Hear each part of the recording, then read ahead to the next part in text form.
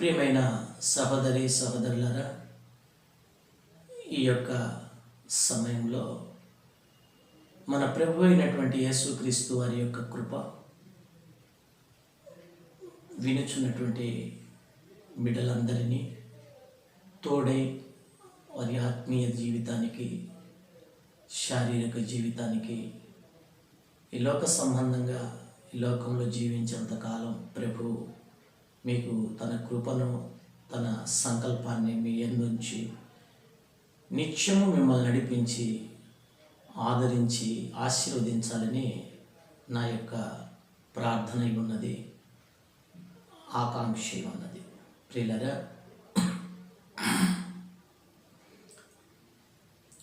యెషయా గ్రంథం 54వ అధ్యాయము 10వ వచనంలో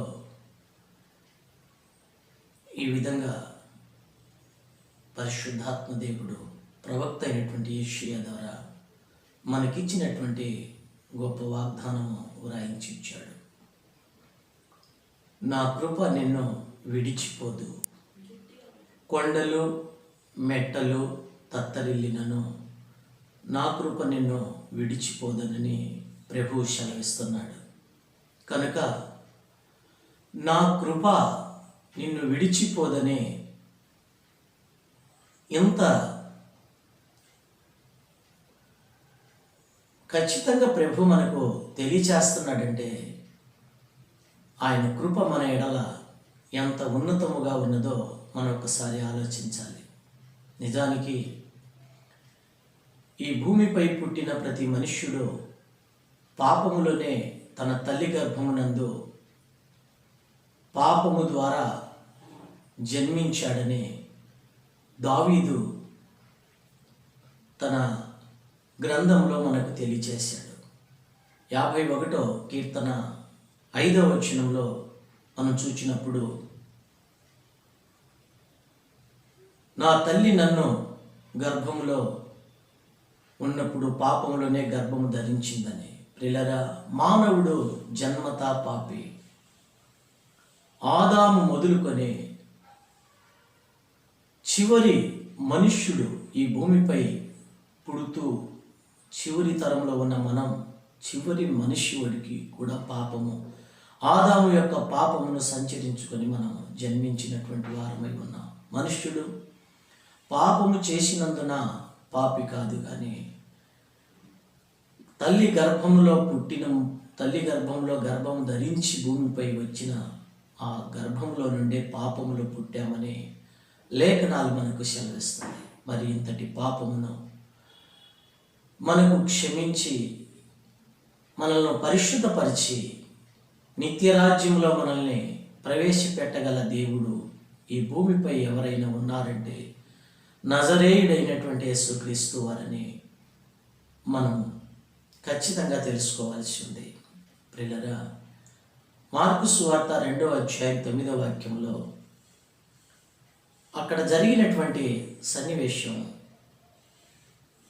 ఒక పక్షవాతి రోగిని ఇంటి పైకి మంచముతో తీసుకొని వెళ్ళి పెంకులన్నీ ఊడదీసి ప్రభువైన యేసుక్రీస్తు వారు అక్కడ జనసమూహం మధ్యలో ఉన్నప్పుడు ఆ మంచం మీద నుండి 4 వ్యక్తులు తాళ్లతో ఆ పక్షవాయు రోగిని కిందికి దించినప్పుడు దేవుడు అతని దగ్గరికి వెళ్ళి అతన్ని చూచి అతన్ని స్వస్థపరిచి ఈ రీతిగా అన్నాడు, నీ పాపములు క్షమించబడి ఉన్నవి, నీవు లేచి నడువుము అని సెలవిచ్చిన వెంటనే ఆ వ్యక్తి స్వస్థత పొంది పక్షవాయు వ్యాధి నుండి వెంటనే దిగ్గున లేచి బాగుపడి తిరిగి వెళ్ళినట్లుగా మనం చూస్తున్నాం.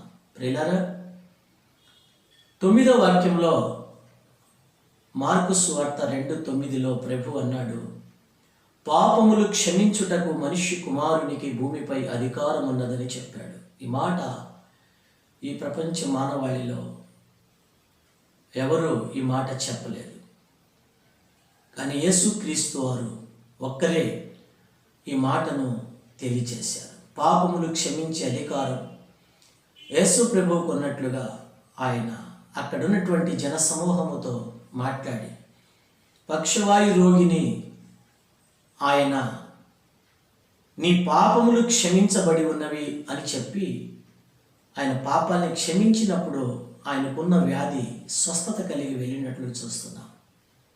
కనుక ఇంతటి పాపములో దౌర్భాగ్య స్థితిలో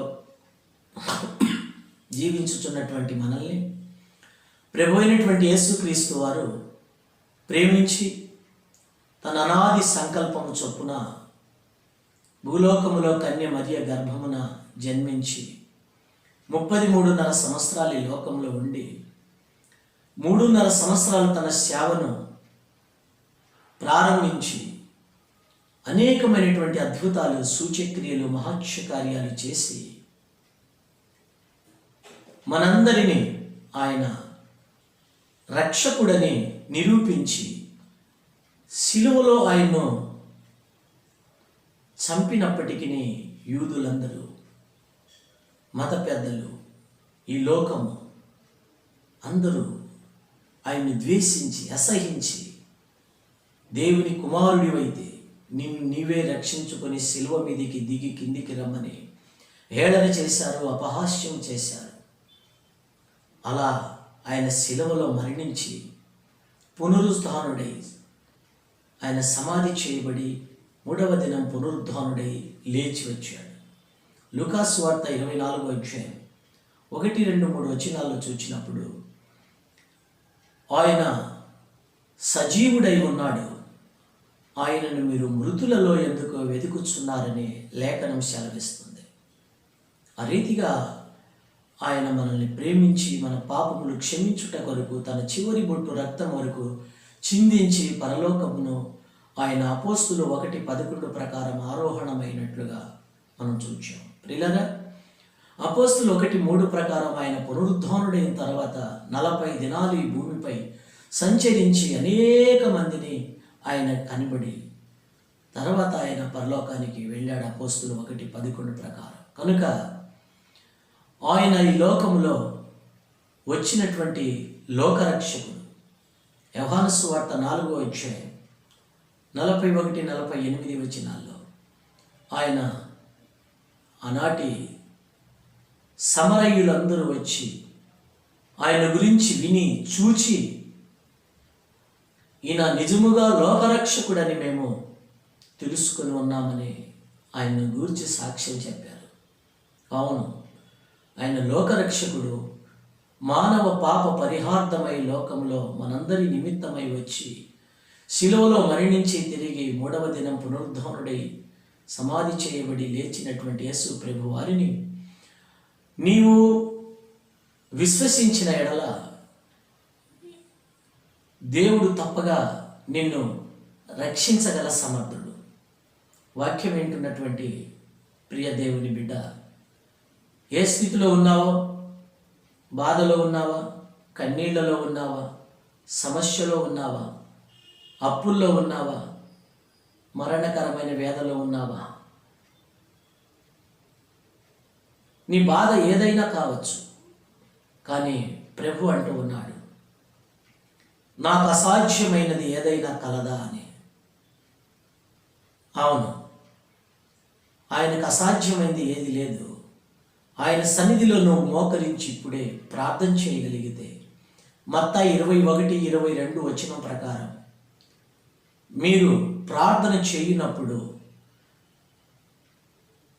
వేటేటిని అడుగుదురో అవన్నీ పొంది ఉన్నామని మీరు నమ్మిన ఎడల నిశ్చయంగా మీకు అలాగే కలుగును అని ప్రభు సెలవిచ్చాడు. అవిశ్వాసంతో ప్రార్థించక, అపనమ్మకంతో ప్రార్థించక, నీవు పరిపూర్ణమైనటువంటి విశ్వాసం ప్రభువులో ఉంచి రక్షకుడైన యేసు ప్రభువా నన్ను రక్షించు, నా కన్నీళ్లకు కారణం ఇది, నీ బాధ ఏదైనా కావచ్చు, ప్రభు నిన్ను తప్పగా ప్రార్థించిన వెంటనే నిన్ను రక్షించగల సమర్థుడై ఉన్నాడు. కనుక ప్రార్థించి ప్రభు కృపకు నువ్వు పాత్రురాలు కావాలని జీవము గల దేవుడు ఈ వాక్యం వింటున్న నిన్ను ఆయన మనస్ఫూర్తిగా కోరుకుంటున్నాడు. ఇప్పుడే మోకరించి ప్రార్థించి దేవుడు తన ఉచితమైనటువంటి కృపను నీపై ఆయన కుమ్మరించగల సమర్థుడు. అవును, యేసుక్రీస్తు ద్వారా ఈ లోకంలో కృప వచ్చిందని యోహాను సువార్త 1:17-18 మనం చూస్తూ ఉన్నాం. ప్రియులారా, కనుక ఆయన కృప చూపే దేవుడు, ప్రేమించే దేవుడు. ఆయన ప్రేమలో దోషము లేదు, మోసము లేదు, మచ్చ, డాగు, ముడత, కళంకమైనను వేదియు లేనటువంటి నిష్కళంకమైన ప్రేమ, నిర్దోషమైన ప్రేమ, శాశ్వతమైన ప్రేమ.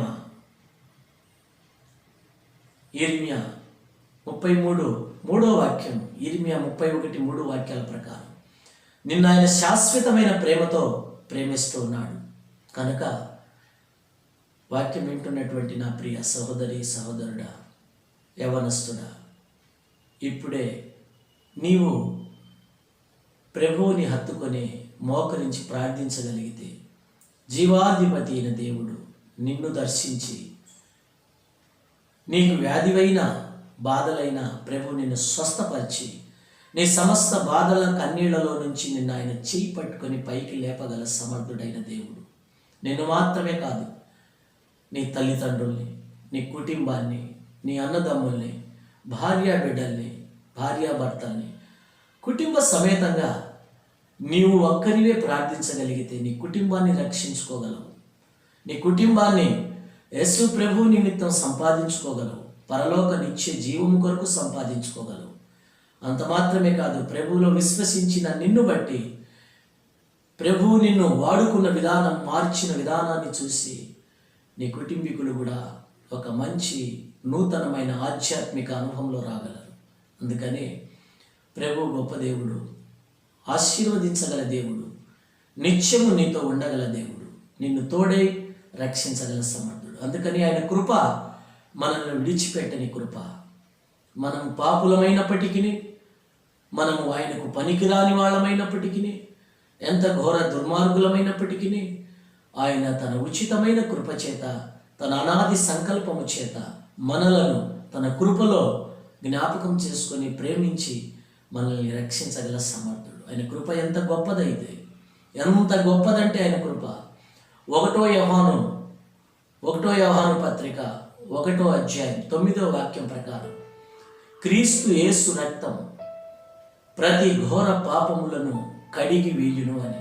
ఎంతటి పాపమైనా ఆయన తన కృప ద్వారా మనల్ని కడిగి పరిశుద్ధునిగా మార్చి నిత్య రాజ్యంలో మనల్ని ప్రవేశపెట్టి నిత్యము మనకు ఆయన తోడై నిత్యము నడిపించగల సమర్థుడైన దేవుడు. కనుక ఈ సందర్భంగా ప్రభువును జ్ఞాపకం చేసుకొని వాక్యం ఎంచుంటుండగా నీవు, నీ కుటుంబము నిత్యము ప్రభు కృపలో సంతోషించాలని, స్వస్థత కలిగి మీరు సంతోషం ఉండాలని, పాపము నుండి విడుదల పొంది రక్షించబడాలని, ప్రార్థనాపరులుగా మార్చబడాలని, యేసుక్రీస్తుని మీ సొంత రక్షకునిగా అంగీకరించిన ఎడల ఇప్పుడే ఒక చిన్న తీర్మానం తీసుకొని ఆయన సన్నిధిలోకి ప్రార్థన చేసుకో. నా ప్రభు నిన్ను ఇప్పుడే దర్శించి తన నిత్య రాజ్యము కొరకు నీకు భూలోకములో నీ యొక్క జీవితాన్ని ఆశీర్వాదకరంగా మార్చాలి, దీవించి ప్రభు నీ కృప చూపగలడు. అందుకనే మరి నీకు మీ యొక్క జీవితాలను ప్రభు మార్చి నిత్యము తోడై ఉండి ఆశీర్వదించాలని కోరుకుంటూ ఈ మాటలను మీ అందరి నిమిత్తమై మరి నేను మీ కొరకు తెలియజేస్తూ చిన్న ప్రార్థనతో ముగిస్తాను. కళ్ళు మూసుకుని తలంచినట్లయితే చిన్న ప్రార్థన చేస్తాను. ప్రభు మీకు ఆయన కృపతోడై నడిపించునుగాక. ప్రేమగల తండ్రి, బిడ్డలు విన్నటువంటి వాక్యమును ప్రభు వారి హృదయంలో ముద్రించి, మార్చి, నాటి, నీరుగట్టి, నూరంతలుగా ఫలభరితంగా మార్చండి. వినుచుండగా రూపాంతరం పొందేటట్లు వారి హృదయంలో ప్రభువా మీరు కార్యము చేసి మహిమ పొంది దీవించి ఆశీర్వదించండి. నీ కొరకు బిడ్డలు జీవించేటట్లు ఈ సందర్భంలో ఒక తీర్మానం తీసుకుంటాడని వారి తీర్మానాన్ని స్థిరపరిచి వారికి నిత్యము తోడై నడిపించి మహిమ పొందమని నీలో స్థిరపరచండి. యేసుక్రీస్తు నామమున ప్రార్థించి అడిగేడుకొని నీ చేతులకు అప్పగిస్తూ యేసు నామమున పొంది ఉన్న పరమ తండ్రి. ఆమేన్. ఆమేన్. ఆమేన్.